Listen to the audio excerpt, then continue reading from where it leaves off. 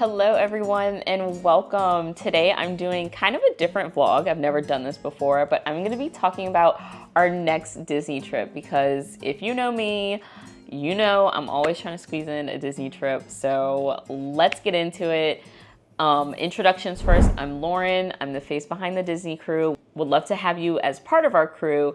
So be sure to click subscribe, like, comment, all the things, put on those push notifications, and let's get into the video. Let's start talking Disney. So for this trip, it wasn't super last minute. I've kind of been like toying with this idea in my head for a few months now, but we do have other trips that we're going on this year that are kind of like bigger trips, which super excited to share with y'all, but I'm gonna hold off on telling y'all about that. But we just came back from Aruba with some family and I wanted to squeeze in a trip to Disney. So if you follow me on TikTok, you already know that this summer Disney has fantastic deals happening right now. So I actually took advantage of the Disney Plus subscriber deal that they have. We're gonna be staying at All Star Sports. I haven't stayed there in literally years. I'm pretty sure that was like the first Disney resort that I actually stayed at. And I just wanna show you guys like what it's like to take advantage of these discounts and to really budget on your Disney trip. So I do plan on like doing a very budget friendly trip and sharing like the cost at the end of our trip or maybe throughout the videos. I haven't decided like exactly how I'm gonna do that. I'll probably do it like a day by day type of thing. But anywho, we'll be staying at All Star Sports. We are taking advantage of that free water park entry on check-in day. We're gonna go to Magic Kingdom and Epcot and Hollywood Studios. So we're gonna do park hopper tickets. And I'm so excited because my youngest, Isaac, is getting his first haircut.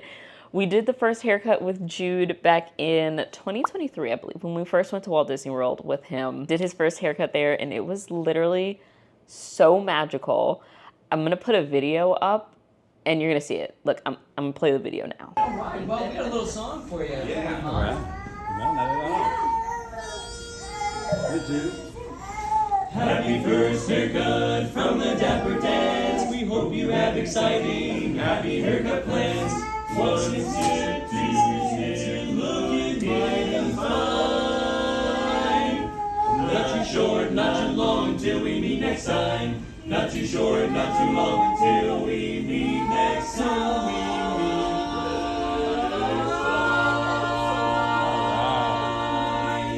Yay! Awesome job! Thanks, everybody. Wonderful. The Dapper Dans literally walked in, like my son's getting his haircut and they walk in, they're like, hey, can we sing y'all a song? And like, who is going to say no to the Dapper Dans performing a private little like session for you? And they sang the first haircut song. Tears immediately. Like we were all, it was me, my husband, and my parents, and we were all just like, this is literally so cute. It was so cute. It's not guaranteed that this happens every time. Obviously, like they have to, you know, they have different performances throughout the day. They've got things to do. So I'm not expecting that to happen again. But if it does, putting it out there, if it does happen, I will literally cry my eyes out and it will be the best thing ever.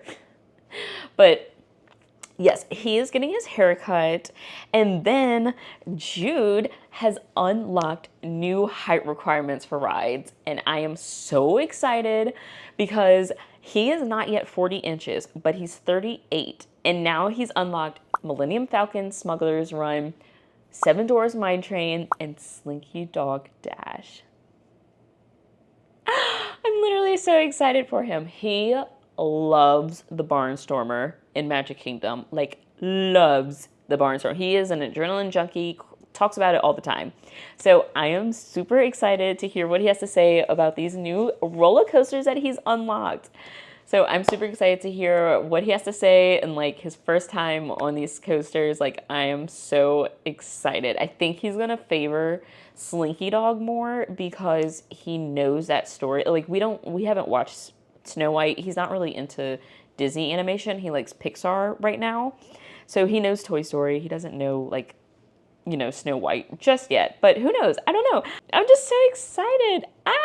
And so my plan is check-in day we arrive in Orlando at like 8. We are using Mears Connect. We're not doing private transportation, which it's fantastic. I usually love using private transportation. But like I said, this is going to be like a budget-friendly trip, showing you like what you can do budget-friendly. Mears Connect is a shared shuttle, so there might be like a little bit of a wait time before you load onto the shuttle, and then it does drop off other guests at other resorts nearby, but it's very budget friendly compared to the private transportation.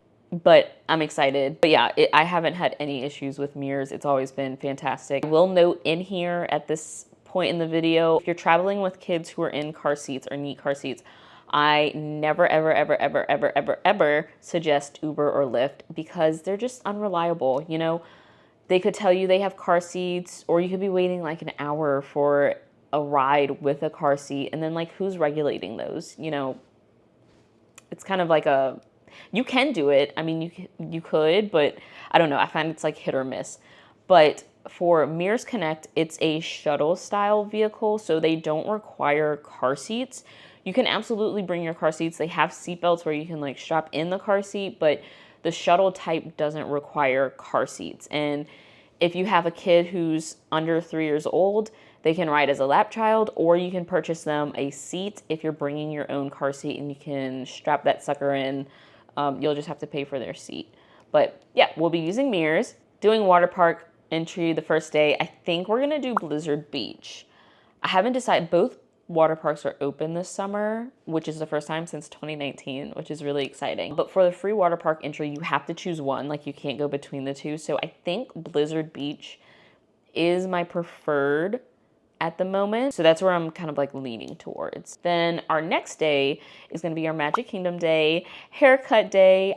So we are not early entry people. We have maybe made early entry like a handful of times, but we're not like devout early entry people. But this trip, I am determined to do early entry because we're only there for a short time. So I'm trying to get in all the time that we can. We are midday break type of people, especially in the summer. So we will be taking midday breaks, which is why I want to take advantage of early entry, go back to the resort, relax by the pool, or take a nap, whatever, you know, is in the cards for that day, and then head out to the parks in the evening when the sun is a little less intense. And that's kind of like going to be the plan for the park days. So yeah, we will be utilizing early entry both days that we are actually in the theme parks. And I can't make my lightning lanes until 7 days before check-in. I am a lightning lane princess. I'm going to Disney with kids in the summertime.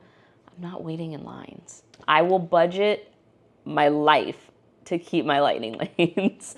So we will be utilizing lightning lane, especially for a short trip. Like, if you're going for a short trip with only a certain amount of time, like you're on a time crunch, you have to, like, if you want to get in the most out of your time, lightning lane is going to be what's going to get you the most. So on Magic Kingdom Day, definitely getting an individual lightning lane for Seven Dwarfs Mine Train, and then multi-pass for other rides.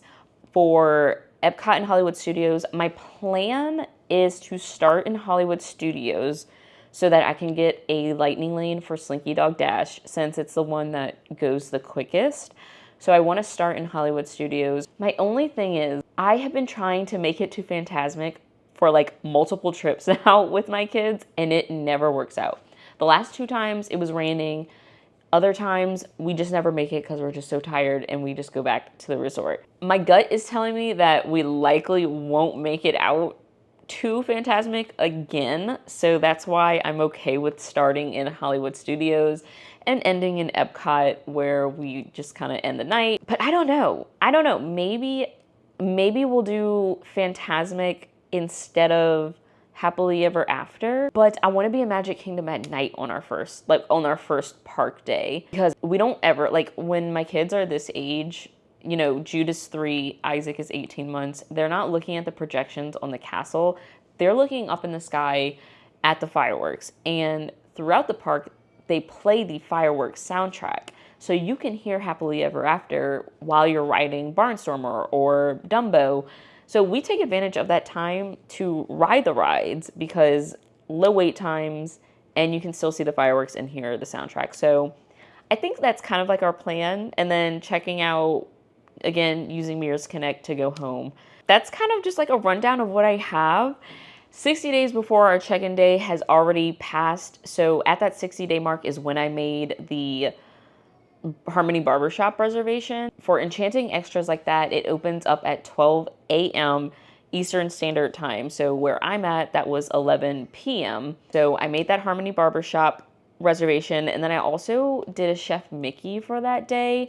I don't know if we're gonna make it. I haven't been to Chef Mickey with my kids yet, so that's why I did that one. I know it's not like everyone's favorite, but we're gonna be in Magic Kingdom, so that's just like a hop over to Contemporary to eat there. So it's on the books for now. I don't know if I'll keep it or if we'll just go back to the resort and eat and kind of do a pool rest thing, or if we're going to use Chef Mickey as our rest time. I don't know. That's kind of just like what I have. But at 60 days is when I made those reservations, so I didn't get to film that. But yeah, those are kind of just like the loose plans right now. I'm super excited. I am going to try to do a pack with me video, but I am such a type B mom. Like, I'm gonna make sure my kids are all packed. Like, don't you worry about that. But like, I need to start laying out. Maybe this will get me to start being like more organized with it. Maybe YouTube will change that.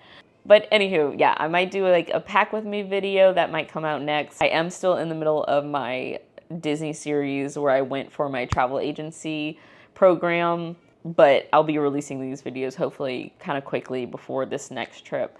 So I am super excited. You know, if Disney is your thing, if you're trying to travel with kids and you don't know where to start, you kind of just want to see what it's like, I would love if you're part of the crew.